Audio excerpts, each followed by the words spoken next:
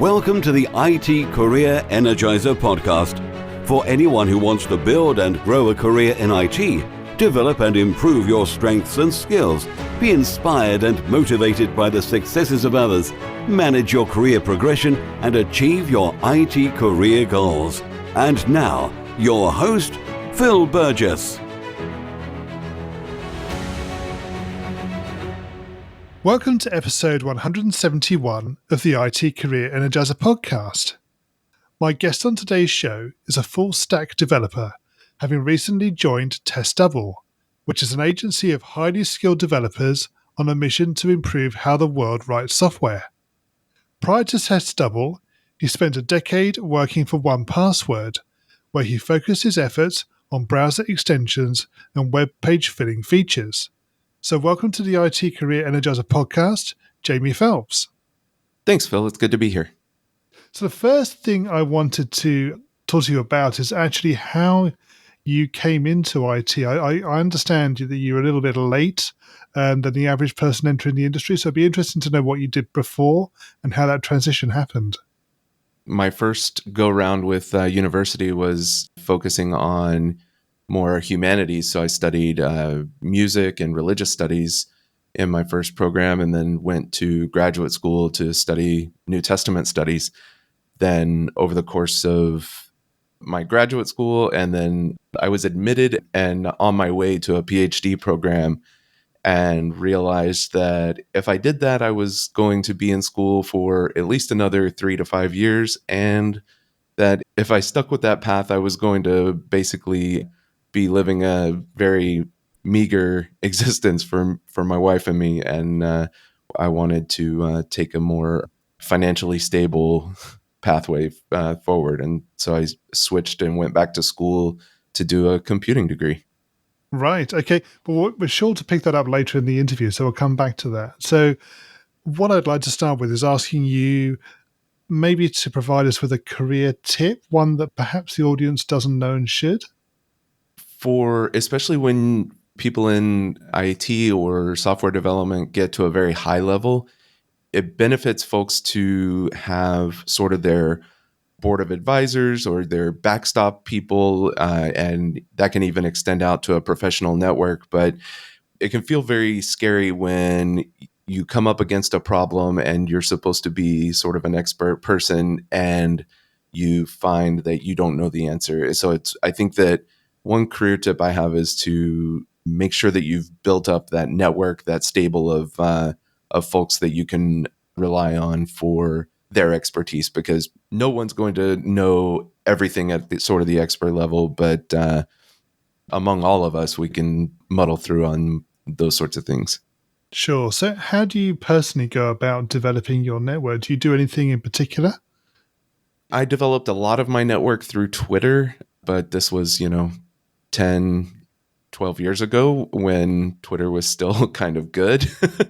So I developed a lot of connections there. And, honestly, working at 1Password just opened so many opportunities for me to meet and talk to interesting people, and even outside of the area of Mac and iPhone development, but, web development, more recently, Golang and those sorts of things that are sort of newer technologies. And so I've had opportunities opened up for me from things that, I don't know, maybe not available to everyone, but, going to meetups locally, getting involved in communities that are of interest and relevance to you. So if you are someone who's into Ruby development and Ruby on Rails, then going to RailsConf and meeting people and talking with them there, that sort of thing can back you up when you have issues that you're not quite familiar enough with. So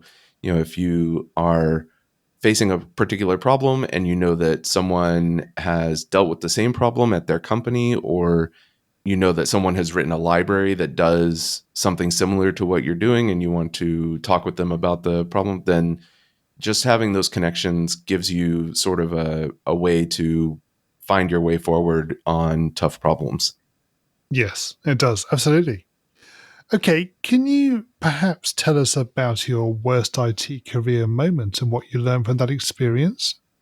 I've been pretty fortunate not to have a lot of bad moments, but one of the most challenging and urgent situations was a situation where I was working on an internet website store that where someone could come and purchase software, and we found that there was someone in Brazil who was using our web store to validate stolen credit cards.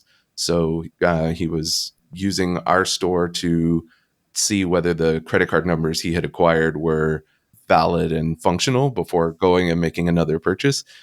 And that was, I don't know, the better part of a long weekend of sort of a cat and mouse game between this person in Brazil and our team trying to analyze what was happening and implement mitigations against that and get this person to stop using our web store to test stolen credit cards. And eventually, we learned that it's much better to, rather than trying to do this yourself, find a provider that specializes in dealing with such things. So at that time, our credit card processing was with one company, and once we got the bleeding stopped and sort of got things under control, we switched to another provider that has a much more friendly and robust implementation. So they just sort of handle all of that stuff for you.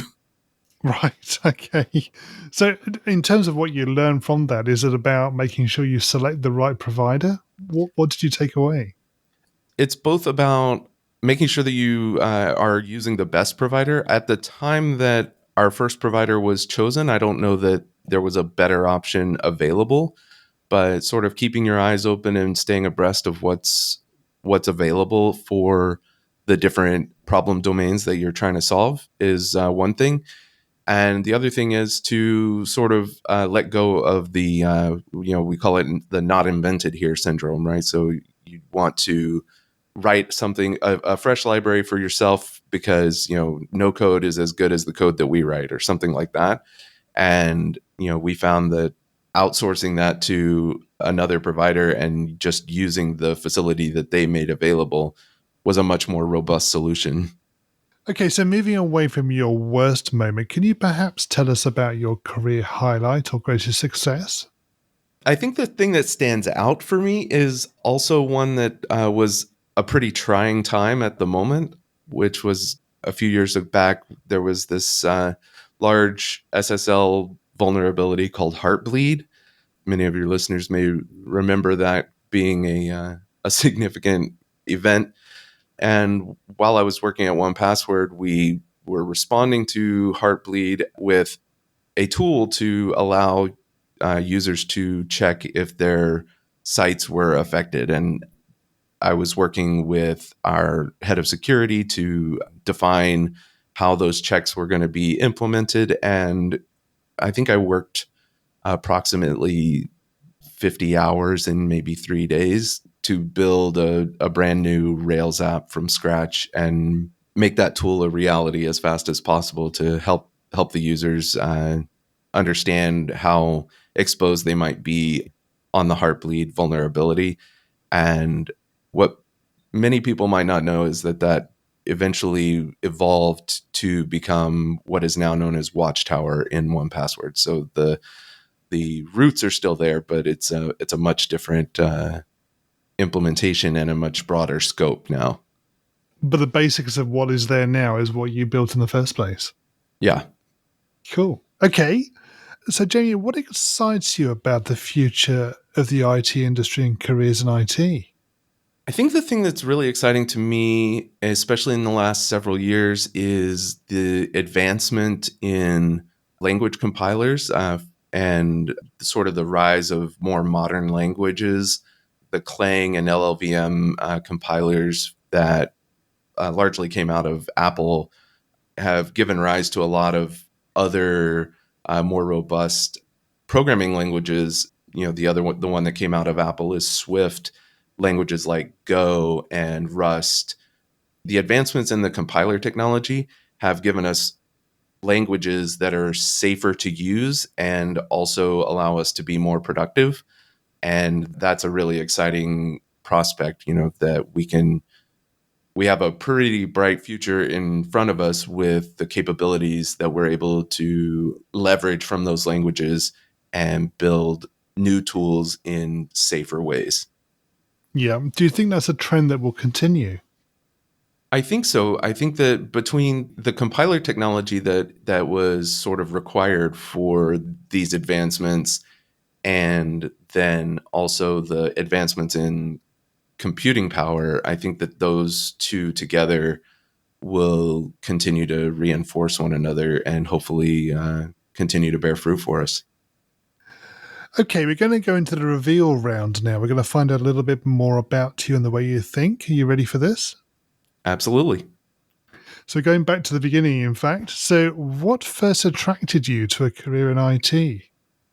Yeah, I think that I mentioned that, I was looking at a career in academia. My plan was to get my PhD and be a university professor. And I realized that based on some job statistics that I had seen and some demographic statistics, that it was going to be very challenging for me to get a professor job. And if I did, it was going to be a fairly meager salary to begin with. And I realized I could provide a much more financially stable future for me and my wife by going into computing. And what is the best career advice you've ever received? It wasn't advice that was given directly to me, but it's still really influential on me. And that is a friend of mine does a podcast, and he once said, do you want 10 times more of this? And whatever this is, whatever your situation is, what happens if this goes really well and it's very successful? What happens? Do you want 10 times more of whatever is happening right now? And if the answer is no, then maybe it is worth looking at making a change. And on the sort of the opposite side of that coin, what is the worst career advice you've ever received? Well, at the time, it was well intentioned and good logic advice. My first job out of my computing program was with a large retail organization. I was working on their website team, and at that time, 1Password was fairly new and was relatively unknown to most people. And there was only, I don't know, I think I was like the sixth person that worked there. And this was in 2008, at the end of 2008, during the beginning of the financial crisis. And so when I started telling people I was going to leave this large company with a building downtown with its name on the building and go do something on the internet with people from Canada, they thought I had lost it. So that was probably the worst career advice, and I'm glad I didn't listen. Yes, absolutely. If you were to begin your IT career again right now in today's world, what would you do?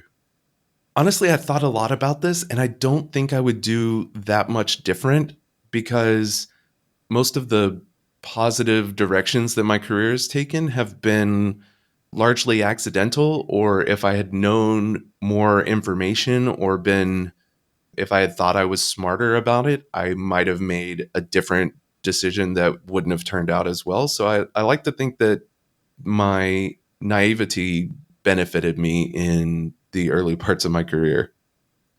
And what career objectives are you currently focusing on? Right now, I am mostly focusing on catching up with the Ruby on Rails world. It's been a few years since I worked in Ruby on Rails, and so I have a lot of catching up to do. And the other angle that I'm focusing on is developing some of my sort of softer skills and consulting skills. And what's the number one non-technical skill that has helped you in your career so far?